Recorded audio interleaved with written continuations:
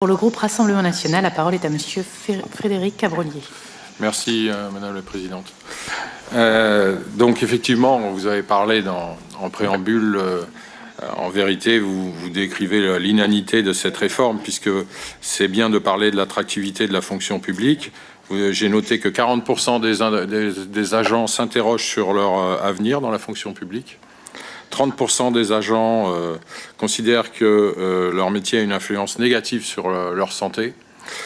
Et de façon générale, sur la protection sociale, vous avez parlé de l'accord national interprofessionnel, l'ANI, notamment la complémentaire santé et la prévoyance. Alors, la complémentaire santé, l'ANI s'applique obligatoirement pour le privé et c'est facultatif donc dans la fonction publique. Moi, je connais des collectivités qui ont négocié des accords de complémentaire santé, prise en charge à 50%, comme dans le privé, et d'autres qui ne l'ont pas fait. Par contre, ce que j'ai pu remarquer dans des collectivités, notamment dans des communes, c'est pas obligatoire. L'ANI pour les collectivités publiques n'est pas obligatoire. Dans la fonction publique, qu'elle soit territoriale, c'est pas obligatoire. On est bien d'accord. Dans les communes, ce que j'ai pu remarquer, c'est que la complémentaire santé, les garanties sont bien inférieures à ce qu'on peut voir dans le privé. Donc ça, c'est quand même un problème, parce qu'avant de parler de retraite, et je terminerai par parler de la retraite, il est important qu'on se soigne bien quand on est actif. Ça fait partie du déroulement d'une carrière. Et en termes de prévoyance, c'est pareil. Dans la fonction publique, quelle qu'elle soit, c'est bien inférieur à ce qu'on peut voir dans le privé.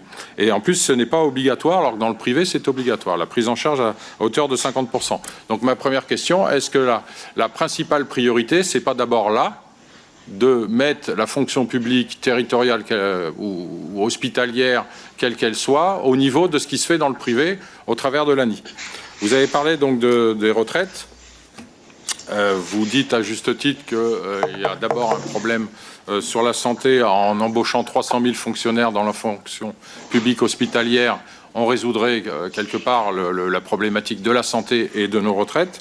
Mais là, c'est pareil. Est-ce qu'on ne peut pas mettre le privé au niveau du public, puisqu'il y a quand même des avantages qui existent dans le public et qu'il faut garder, comme la pension de réversion, qui n'est pas plafonnée dans le public et qui l'est dans le privé, ou comme la parentalité. Quand on a un enfant, quand on a eu 3 enfants, on a 10% de plus sur la pension. C'est pas plafonné dans le public, et là, il aurait fallu faire la même chose dans le privé.